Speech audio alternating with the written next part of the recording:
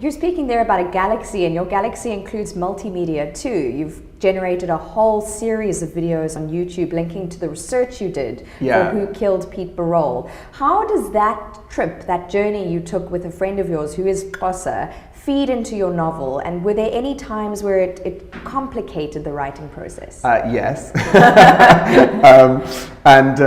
Books have lots of starting points, but I guess one of the starting points for me of Who Killed Pete Barole was I wanted to go on an adventure. I wanted to get away from my life, and I went with two closer friends of mine, a young man called Onwaba and Kai, who actually was a K. Mason Foundation scholar.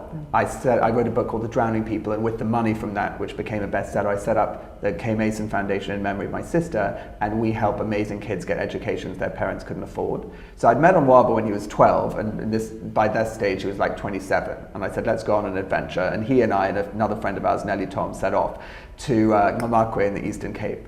And I also knew that I wanted to write about a forest. So I got off the bus and I said to someone, what forest should I visit? And he said, go to Gwadana. Now, a lot of your Xhosa viewers will know Gwadana Forest and think of it as a place of witchcraft and magic. Most Xhosas will not enter it. And a lot of your white viewers will never have heard of it. I hadn't heard of it. But I went there, I thought, I've got to get into this forest that no one enters. Ugh. And I asked the chief of the village of Gwadana for permission to spend the night in this forest. I was going to say, that's, no, I did precarious. That. And he said, if you want to. Yeah. He was happy to let me do it, but he thought it was a strange thing for an Mlungu to do. And actually, it's a very powerful place. And the witch doctor of Gwadana led us to the trees and cast spells of protection over us. And she said, it's not a wicked place, it's a powerful place. And she was right. And the next day, I met this 100-year-old man, Mr. Mbiko, and I said, why does no one enter this forest? And he said, there's a monster in this forest with the face of a woman and the body of a snake, and her glance turns you to stone.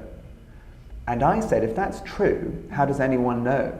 And he said, it was this fascinating moment for me, he said, when I was a boy, so in the 1920s, the white men came and they set up structures in the forest, and they told us of the monster.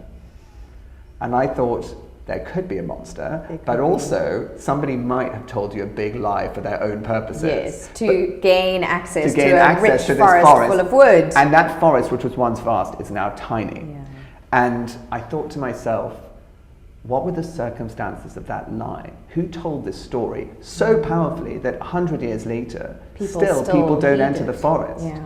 And so I wanted to write a book about the man who invented the myth of the monster. And the forest itself is a very powerful element of the novel. Was the experience of going into it, did it kind of stick with you as you were writing that? Did you write it sort of retrospectively? Were you writing throughout your travels in the Eastern Cape near Butterworth? How did the process work? That's a great question. I mean, forests, I think, are fascinating. The ways that the whole ecosystem exists and plants and animals feed off each other, the complicated hierarchies of a forest. I wanted to write about that. But this book is full of Xhosa characters, and as a white South African, I wasn't able to write them. I mean, apartheid kept the races of our country very far apart. And it's complicated by the fact that you also left South Africa. So you had your childhood here, then went to the UK, studied at Eton, went on to Oxford, and then, kind of populated European literary circles. So I think that kind of ramps up some of the challenges of writing Xhosa characters. But I think also there's some advantage to being an outsider. But as you say, you have to throw yourself into real life. I believe you do, in order to find truthful stories. And I could have gone and stayed with the granny of a KMF scholar, but that didn't seem generous to me. I thought I'd just be taking a culture's stories and using them. And I thought, really what I need to do is be generous. I've wanted to do something philanthropic in the Eastern Cape for a long time. It's an amazing part of the world, but it's very poorly served by government. There are terrible HIV infection rates, people don't farm, and so they come and flood the cities and end up living in shacks in Khayelitsha, when actually you could build a wonderful life in the countryside. And so with Nelly Onwaba and the community of Mtwaku, we founded Project Luluto. The community put in 38 hectares of land, and I borrowed the money to fund the creation of a rural business school. And I thought, I'll write the book in the morning and work on the farm in the afternoon. It didn't work that way at all. It was the most crazy, intense, hectic thing I've ever done. Because we expected a lot of buy-in from government, and people said, it's amazing what you're doing, we're going to help you, but then they didn't help.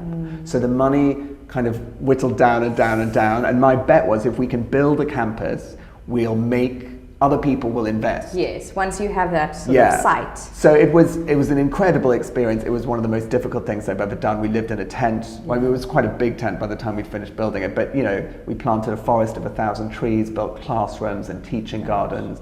And I'm glad to say that people did start investing.